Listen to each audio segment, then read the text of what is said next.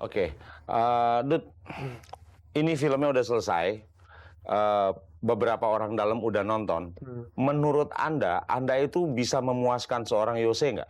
Jadi sebenarnya yang ada di dalam benak aku selama kemarin syuting sampai segala macam selesai itu intinya ya apa?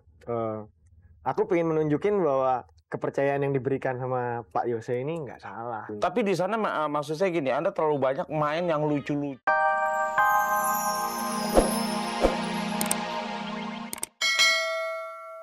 Di Keremangan sebuah acara peragaan busana, kami bertemu dengan pedangdut Iis Dahlia bersama Shanti. Sekilas Iis Dahlia dan Shanti yang sama-sama berambut panjang, berponi dan berpakaian bergaris-garis terlihat tampak serupa. Bahkan beberapa orang sempat salah mengenali keduanya. Shanti disangka Iis Dahlia, begitu juga sebaliknya. Apalagi sepanjang acara keduanya tidak pernah terlihat berpisah, begitu akrab berbincang-bincang. Soal keakraban itu, Shanti dan Iis mengaku memiliki kedekatan yang pantas jika keduanya disebut sebagai teman akrab. Tapi soal kemiripan rupa, Shanti dan Iis mengaku tidak tahu menau, bahkan tidak pernah menyadarinya. Masa sih? Tahu-tahu Sunda mungkin. Tahu-tahu Sunda. Ketemunya aja di Ketemunya sini. di sini, udah Gue gini, yang gini. manggil-manggil. Yang gini, ibu-ibu semua. Ya, padahal gue juga ibu, tapi ngerasanya yang, nggak ada begitu temen kan? nyablak. Gitu. Masa mirip sih? Alhamdulillah. Soal pakaian, secara kebetulan memang motif yang dikenakan Shanti dan Iis memang sama. Tapi mereka mengaku tidak sengaja janjian untuk mengenakan baju yang sama. Kalau gue dibilanginnya dress code show ini adalah spring summer collection, jadi warna-warna bright gitu aja. Berarti nggak sengaja. Sebatin. Sahat tetea muncul orang Sunda. Kalau gue habis ngamen. Cuman ganti bawahan aja tadi di jalan. Kalau mau dihitung-hitung, tidak terbatas persamaan suku dan selera pakaian saja yang membuat Iis Dahlia dan Anissa Nurul Shanti alias Shanti menjadi begitu karib. Rupanya diam-diam keduanya saling mengagumi. Terutama Iis. Ia sangat kagum dengan cara Shanti berpenampilan. Gue kalau umpamanya gue balik lagi nih, gue pengen ngikutin mode kayak dia. Mati gotik-gotikan. Ya, bajunya selalu up to date kalau yang gue lihat gitu ya. Sementara kalau Teis juga baju-bajunya oke-oke banget. Waktu gue paling suka yang waktu itu yang Ami, inget nggak yang gue tanya? Yang gue tanya waktu itu bajunya bagus yang strip hitam putih. Saling memuji. Sebagai orang yang dianggap fashionable, pernah nggak sih Shanti memberi masukan ke Iis soal penampilan? Ih gila, siapakah seorang gue memberi masukan buat seorang Iis Dahlia? Siapakah gue? Enggak. Nggak mau kualat gue, enggak. Masalahnya tidak ada yang perlu diperbaiki, sudah top, sudah cihui. Muncak orang Sunda mah sudah top lah, gitu. Tidak ada yang perlu diperbarui lagi.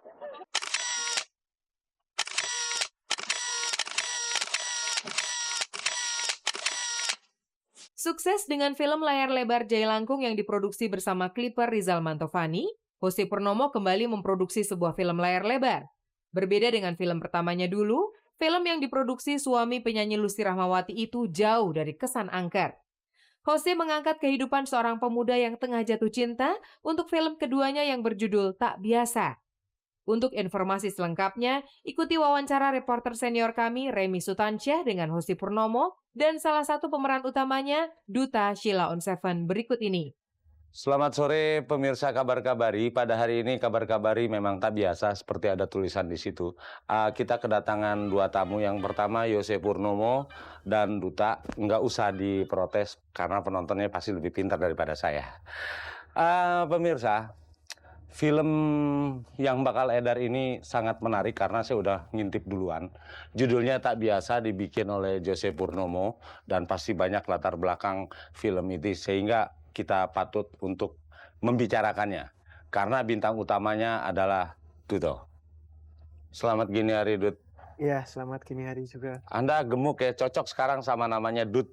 Iya, lumayan membangun image baru. Oke deh. Wah.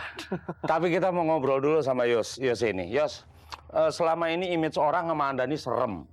Tiba-tiba setelah saya nonton film Tak Biasa, Anda bisa melucu. Melihat sosok dunia lain, penampakannya jelas seorang pemuda yang jatuh cinta dan sangat norak ceritanya di situ jatuh cintanya. Tapi yang menarik, kenapa Anda memilih Duta, seorang Duta yang pasti deh orang lain lah Duta main film nggak bisa. gue nggak pengen cari cowok keren. Itu inti utama gitu ya. Nggak tersinggung. Iya emang gitu. Tapi spesial. Spesial. Iya. Nah, jadi gini, bahwa karakter yang kita ciptakan di sini pengen orang biasa-biasa aja gitu. Jadinya bukan cowok keren sekali yang orang dilihat dari jauh itu udah naksir gitu ya. Jadi yakin banget kalau Duta ini bisa memerankan apa yang Anda bikin di film ini. Betul gitu. Gitu. Walaupun memang terus terang emang kemudian kan saya juga simulasikan ke beberapa orang, itu semua orang menakut-nakuti lah. Lu yakin lu pakai duta dan segala macam gitu. Ya, yakin gitu loh. Gitu. Oke, Dut, ini filmnya udah selesai. Beberapa orang dalam udah nonton. Menurut Anda itu bisa memuaskan seorang Yose nggak? Jadi sebenarnya yang ada di dalam benak aku selama kemarin syuting sampai segala macam selesai itu intinya ya apa? Aku pengen menunjukin bahwa kepercayaan yang diberikan sama Pak Yose ini nggak salah. Tapi di sana maksud saya gini, Anda terlalu banyak main yang lucu-lucu yang orang penggemar Anda tuh nggak pernah ngebayang seorang Duta itu bisa berakting lucu dalam sebuah cerita gitu. Jadi dari awal mulai ketemu sama Mas Yose prosesnya sampai ketemu sampai dia menerangkan jalan ceritanya seperti apakah tokoh yang akan saya perankan segala macam. Saya sebagai anggaplah datang sebagai penonton yang awam yang mendengarkan cerita pun saya udah sangat seneng.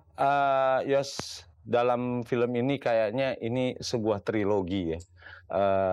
Duta sebagai orang yang mencari cinta dan dia bertemu dengan 3 perempuan yang karakternya sangat berbeda-beda. Sebenarnya apa sih yang ingin Anda sampaikan dengan Tak Biasa ini? Proses pendewasaan dari si karakter yang namanya Abi ini, dia seorang anak muda baru lulus SMA, SMU, gitu. Terus belum masuk kuliah karena gagal masuk UMPTN. Ternyata ujungnya berbuah baik gitu loh. Nah, dinamika itu setelah terjadi ketemu dengan 3 orang ini gitu.